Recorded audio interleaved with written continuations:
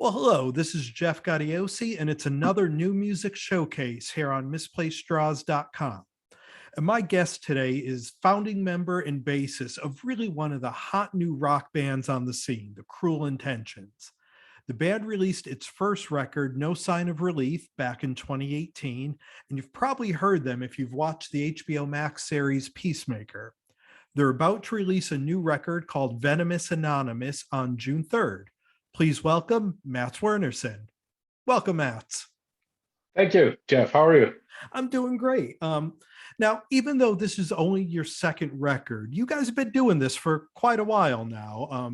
This band started in 2015 with Lizzie Devine on vocals, known for his work with Veins of Jenna. The first record came out in 2018.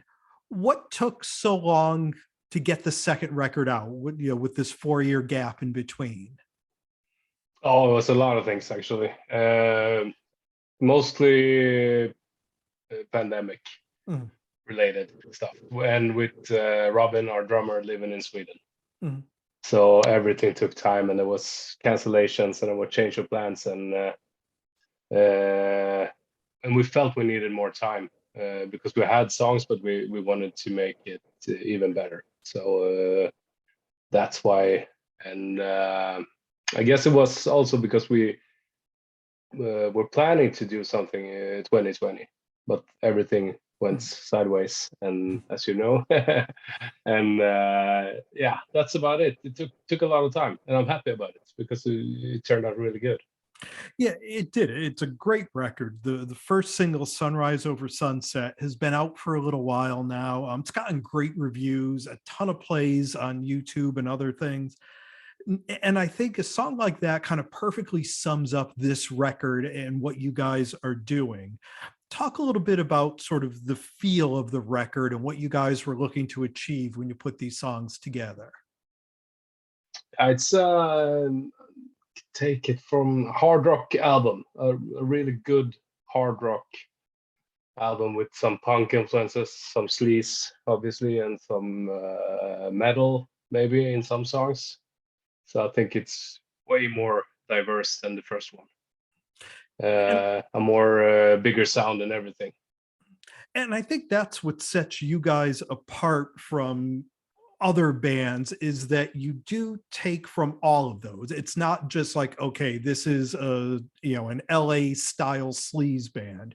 You guys have that punk, you have that harder edge as well. What kind of things were you guys listening to bring all of those influences together? Oh, it's very different throughout the band, and that's what I guess you can hear, because it's like from Guns N' Roses to like the black metal scene. Robin, our drummer, is really into black metal and death metal and heavy metal, and I'm not so much, but he's trying to learn me, and I'm trying to listen. Went to see Behemoth actually together with Robin when we were playing in Germany, and that was the first time I heard Behemoth, and I was like, "What?" So I was, yeah, so starting to get into that as well. And I mean, me and Liz has been listening to Rat and Poison, Shalka Messiah, all the Swedish rock and roll bands, Hardcore Superstars, big influence. And I guess that's what makes the sound, because we don't want to be a sleaze rock band, because it's so narrow, So we call ourselves a rock and roll band. Yeah, and that's rock and roll from all senses. Yeah, you're not pigeonholed just into that one kind of genre. No, and when it comes to the songs themselves, what's the creative process like in the band?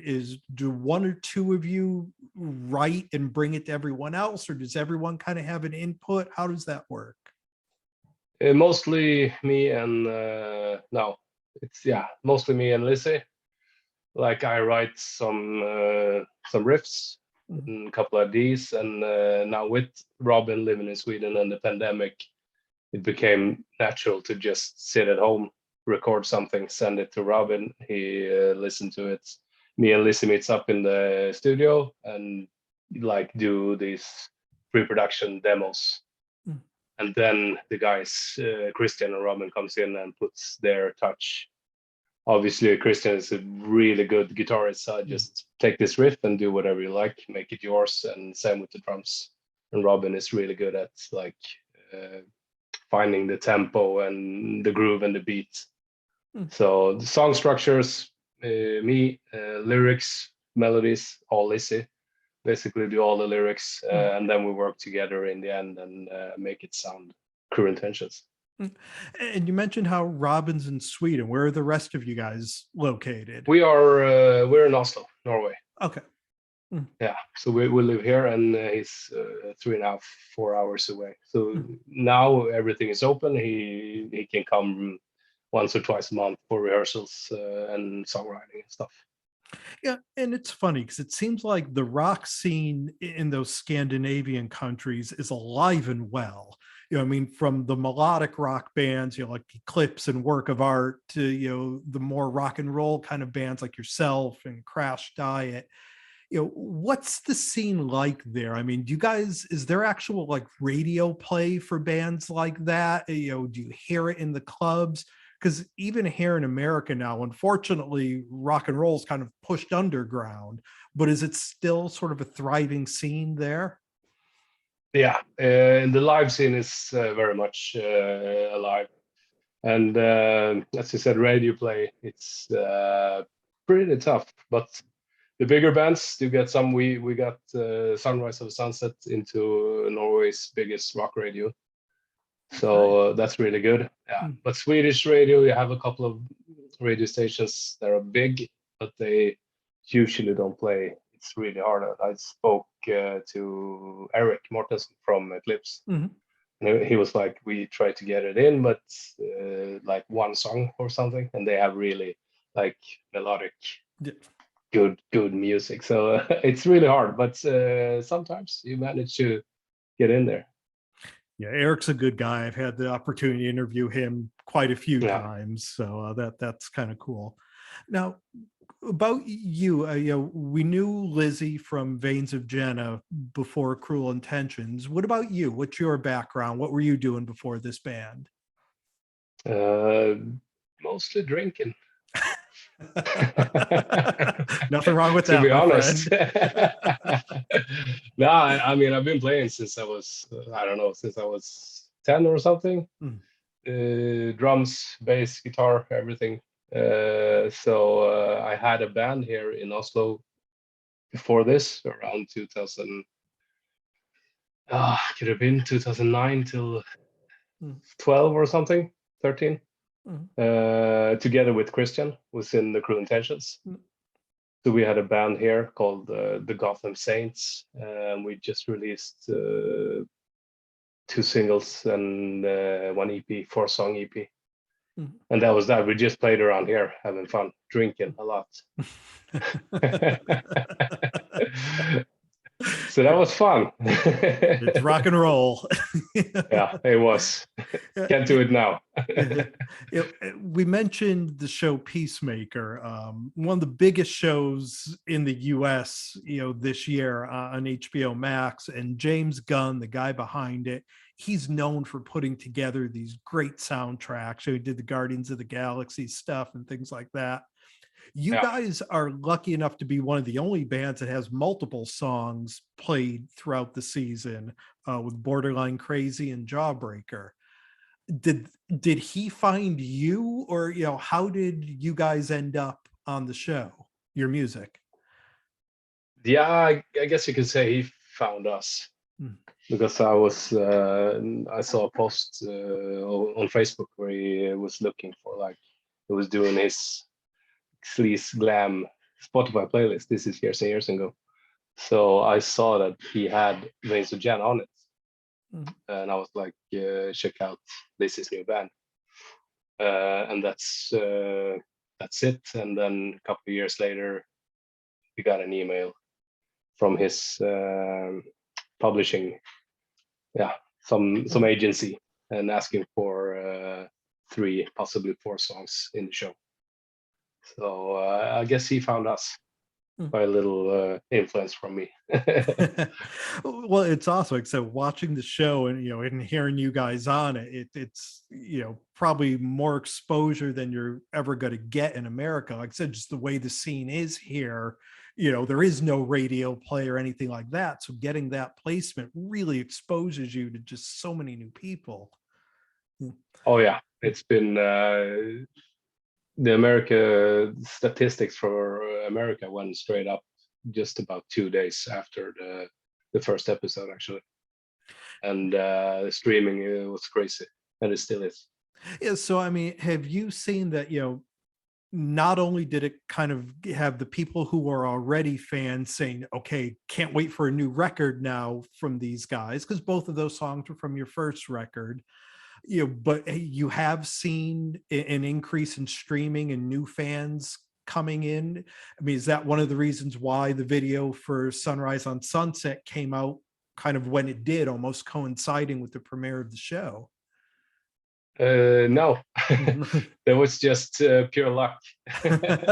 We were lucky to have the album was done, and we knew the single was gonna hit, and we had the premiere was in January, so we were thinking it couldn't be better. The exposure to get to know the band, hear the old songs, and then a couple of months later, our first single drops, and then we have 4 more singles and a new album, so it could not have been better. And you're in some great company on that soundtrack as well. Wigwam does the title track, and I mean everybody from House of Lords to Vane are on there. Oh, yeah. So you guys are in some really good company on that show. Oh yeah, I love it. Most of the bands I've heard all, and I've been listening to it for years and years. And some friends from Sweden, Sister is on there, so it's really cool. Yeah, they were a band I actually kind of discovered from the show. I wasn't too familiar with them until hearing them in it. So, the way I discovered them, hopefully there are people out there discovering you as well. Yeah, the same way. You get to know, because it's like the music is front and center, and you can really hear. And James Gunn is really good promoting it and promoting his. He made his Spotify list with all the bands, and he added them continuously. So when you like 2 days before an episode, you saw new bands pop up. Oh, they're going to be in this episode, and so on. And that list is doing the heavy streaming right now. Still do. Yeah, and with Veins of Jenna, Lizzie kind of used Los Angeles as a home base for a little while with that band. Now that you guys are kind of ramping up for this record, are you going to set up camp here in the US and maybe do some touring, or are you going to stay rooted in Norway and Sweden? We'll stay here for sure. Definitely, because we got everything here. And Lizzie's got a family, and there's no plan to relocate. No.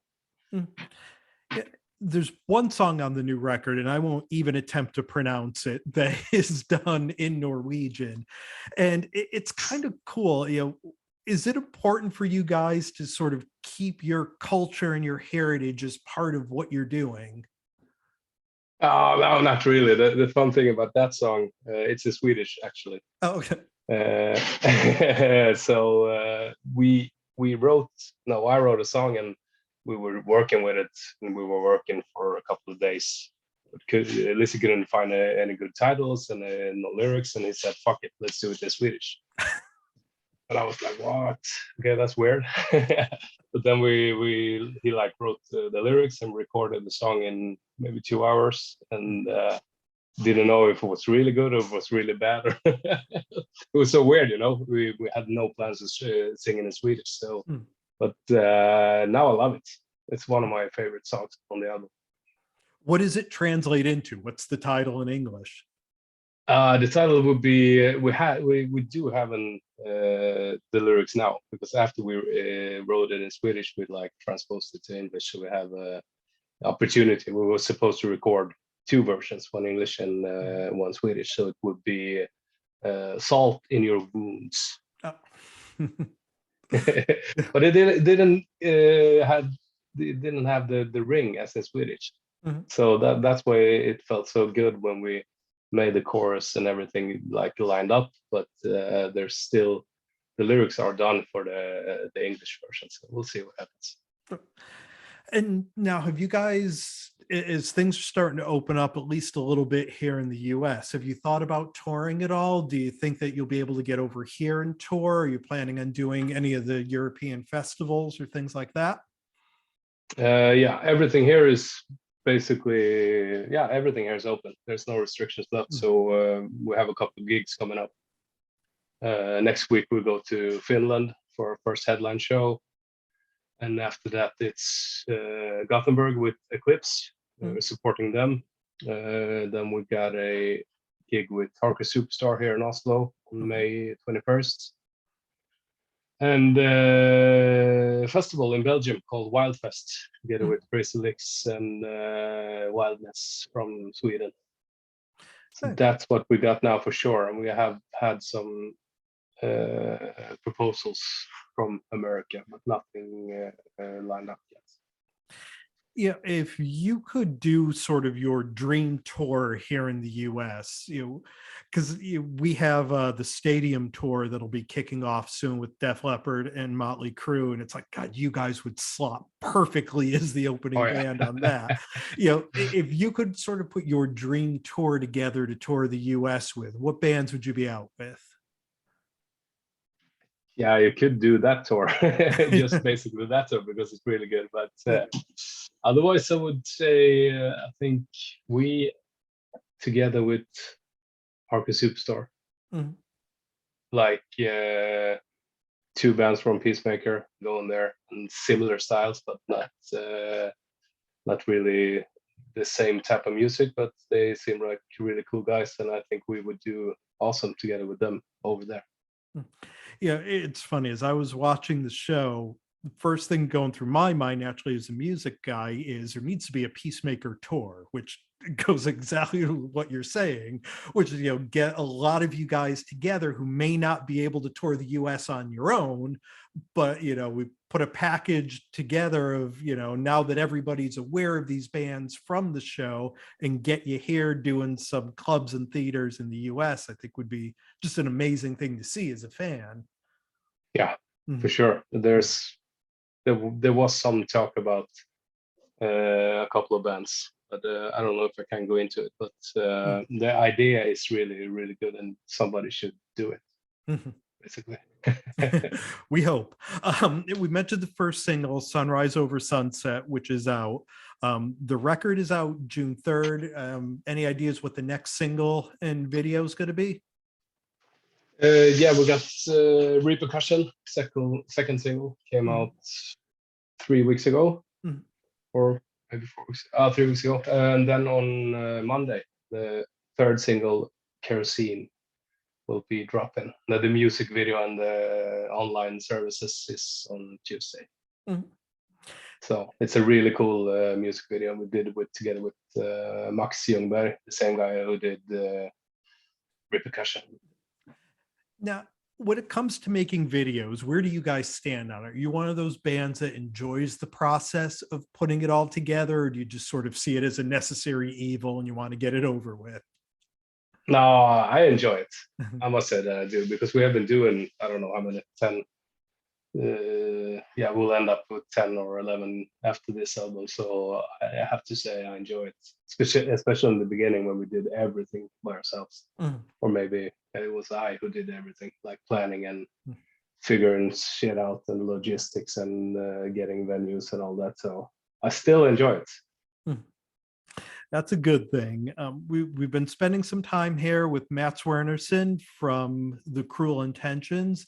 The record is called Venomous Anonymous. It's out everywhere June 3rd. It is a great rock and roll record, a perfect summer record for just rolling down the windows, playing it loud, and having a good time to it. So, Mats, thank you so much for taking the time to do this. Best of luck with the record, and I hope we get to see you soon sometime here in America. Thank you very much, Jeff. Yeah. We'll talk soon. Thank you. Bye. Bye.